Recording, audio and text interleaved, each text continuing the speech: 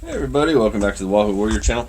I was just, I posted up that video yesterday and I got some nice little feedback from some people. So I think I'll keep trying to post a video here and there. I'm going to try doing some editing on my phone with a new program. So I might be able to streamline the ability to do that. I noticed Paul Walker from War HQ, he was doing like everything on his phone. And then he was even cutting in other videos and different things, so splicing stuff in. I'm going to try to dabble with that. So this will be my first attempt. It's, what is it, Monday today? So I've actually had the whole weekend off and I've been making some progress on my Marines. This is the command teams and whatnot. They're not, they haven't been washed or anything yet. These guys are just about done.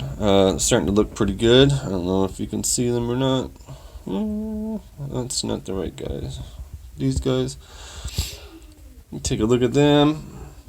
They're coming along. They're getting there. And what made me want to prompt this video was JD Verse had put down, he wanted some information on the Japanese. He's new to bolt action. He's getting ready to make a Japanese force. And one of the things that prompted me to get started back on my Marine Corps was facing so many Japanese at Adepticon. In years past, Japanese were always kind of hardly ever seen. And this year with the doubles and then the nationals, there's just Japanese everywhere. I've got a few pictures I'll try to splice in here of some Japanese armies. And so after Adepticon last year, I took the Romanians, and I thought at that time I wanted to get some Japanese, and I was going to make the Japanese army. Just mainly because I had a pretty good success with my Romanians, and I thought if I had the same basically army list as Japanese, it would be even better, because the few order dice that I would lose would be, I had like 6-man squads, and if they were fanatic I wouldn't even have to make an order check on them. So up until Adepticon last year, I had faced Japanese only a few times, and when I faced them, oftentimes the person playing them would take large Japanese squads, and then they would basically try to bonsai their way across the board or run their way across the board and get you in close combat and annihilate you. It's a okay tactic. I think that's why a lot of times when people play that way, though, they end up, the Japanese very rarely end up on the top of the boards as far as the placement, because it only takes one opponent to be familiar with the Japanese army to be able to squash them, and they take one major loss, and then they can't battle the way back to the top of the boards. At Bug Eater last year, one of the guys from Snafu Podcast was running Japanese, and he ran them much more the way I think I would run the Japanese, which I'm funny because I run like my British list, and I'm going to run these Marines very aggressive. When I played my Romanians, I think I played them the same way as I would play Japanese in theory, and the same way I played them into team tournaments with Paul Walker, and that's much more conservative. Paul and I took a bunch of native irregulars out of one of the Army Selector books. Native irregulars are basically set up as snipers. They're pretty awesome in the fact that they already start halfway across the board, basically, and you can start getting them into close combat.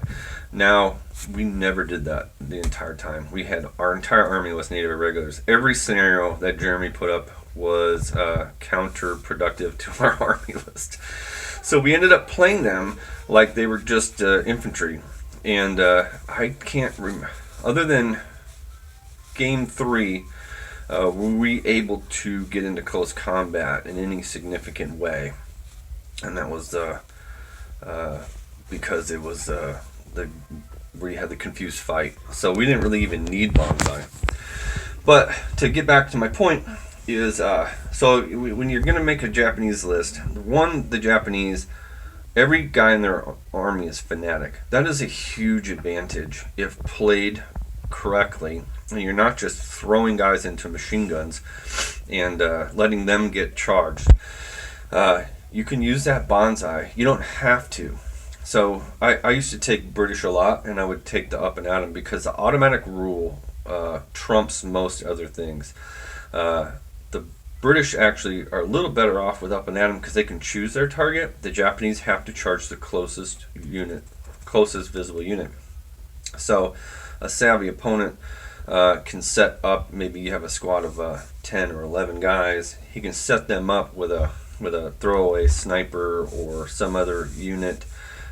Force them to be the closest. If you get some pins on you, it'll force you to, if you choose a bonsai, you have to charge the closest. It may be away from his combat unit, and he may be able to charge you back in the open ground and wipe you out, or just shoot you down. So you have to be careful of being baited out with the bonsai. So the best way to do that is play as if you don't have it. Dexter Wallace played the Maori at Adepticon last year, and they had a whole bunch of special rules that remind me a lot of the Japanese, but that wasn't his bread and butter. I mean, it was just turn 4 and turn 5, then he could up and atom you and stab you to death when he had to. I had no better options. So if I was going to build a Japanese list, one is, you see all over the place, is those stick fighters. They're basically a bunch of dudes with sticks. They're inexperienced, and it's a large squad. You can't beat them for the value, for the points. If it's not shunned wherever you're playing at, highly recommend to throw a few of those in there.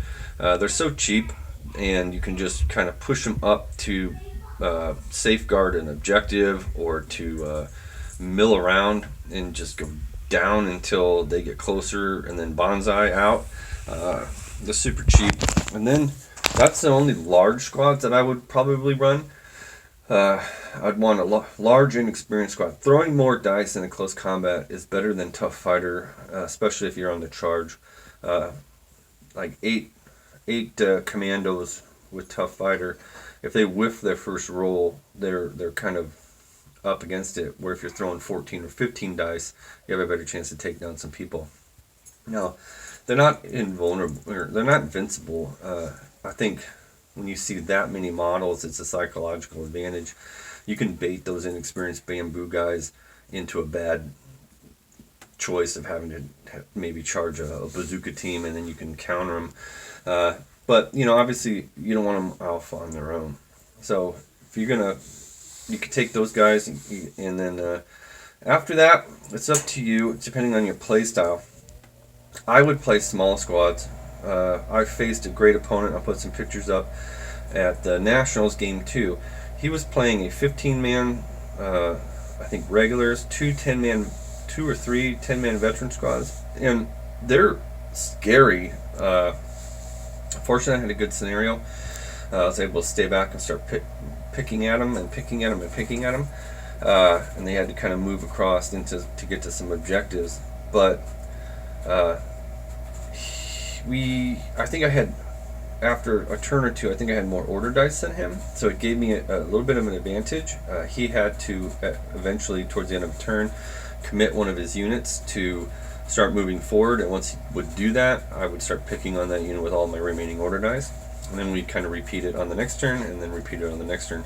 And it got to the point where he had to start doing some aggressive maneuvering to try to capture the objectives, and I was able to take advantage of that and wipe a couple of his squads out, just because I caught him in a run in open ground, and then I had a lot of firepower, and I was able to direct some like HE attacks on him and things like that, and was able to score some hits and do a lot of damage. But it was a scary list to play against, that's for sure.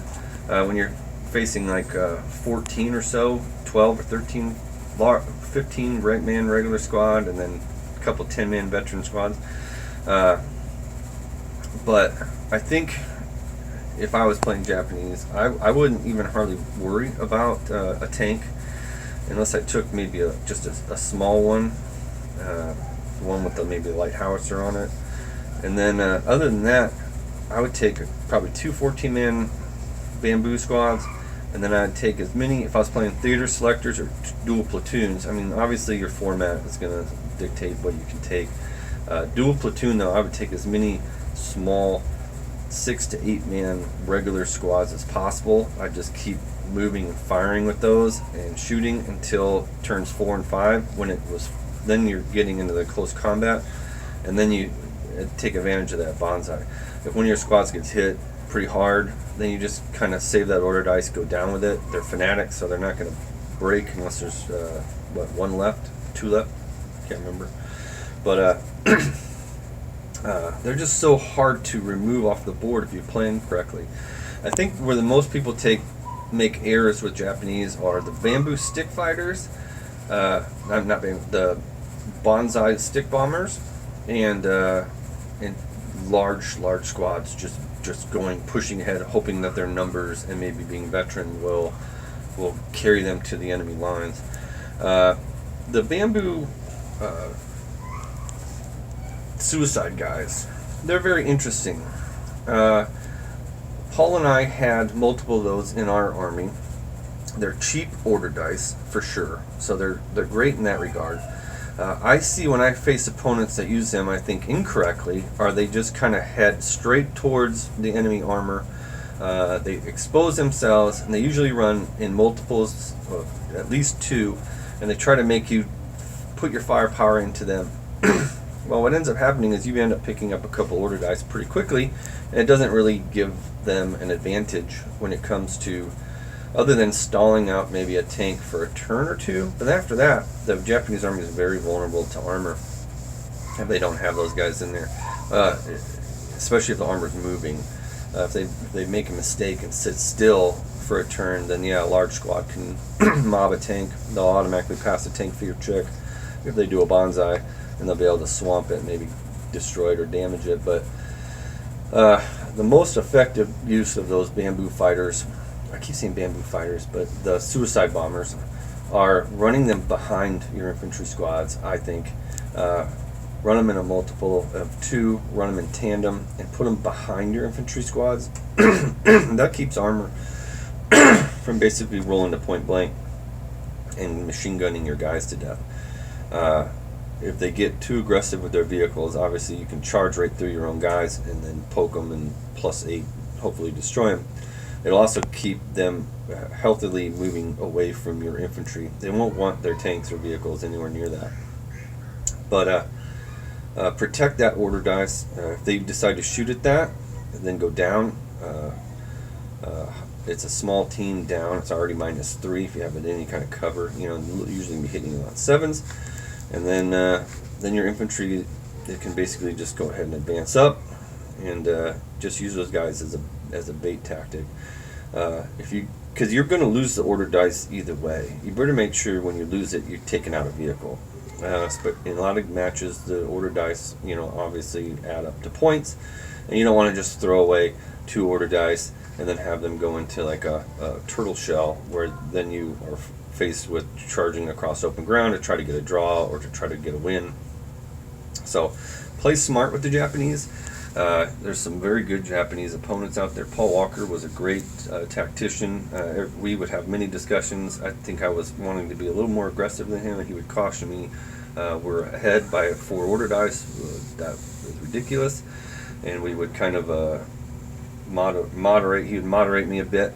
But yeah, if you were running multiple 6-man to 8-man infantry squads and using them in like pairs of 2, and you can be very effective with the Japanese. You can preserve your order dice quite a bit. The other use of Japanese I would strongly encourage is taking maybe 2 snipers. Because if you can pick off a few units with your snipers, you will force them to come to you in most battles. Not every... you would need 2 platoons to be able to do 2 snipers.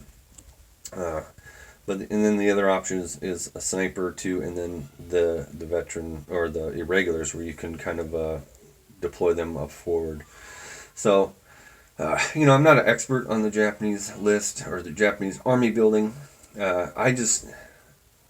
You want to, I think, be counterintuitive, where you would love to be in close combat and start fanatically wiping out enemy troops.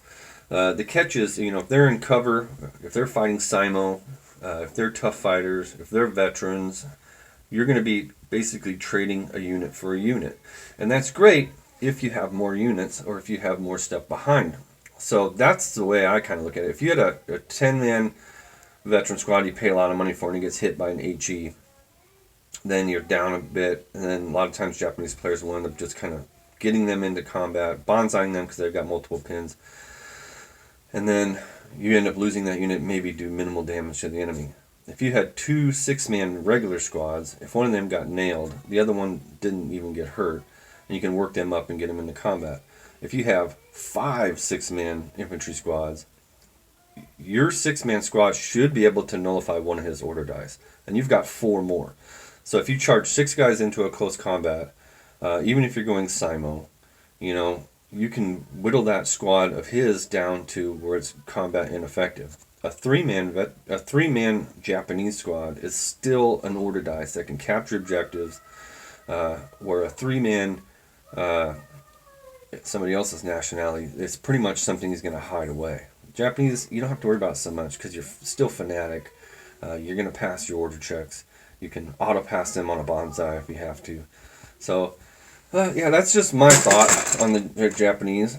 I keep meaning to build a Japanese army, but I'm building this Marine Corps list basically to counter Japanese armies. I ran into a problem in Game 3 at Nationals where I didn't have the tools to root out a defending Japanese army. Marines are not awesome at it. They're just not. But the Iwo Jima Theater Selector can take 2 flamethrowers and a combat engineer unit. So that's what I'm going to be doing, is basically gearing up for Japanese, which means I won't even face one. But it's just fun to play. So, all right, I'll try to put some pictures in of these armies and talk about them. We'll see if that's successful or not.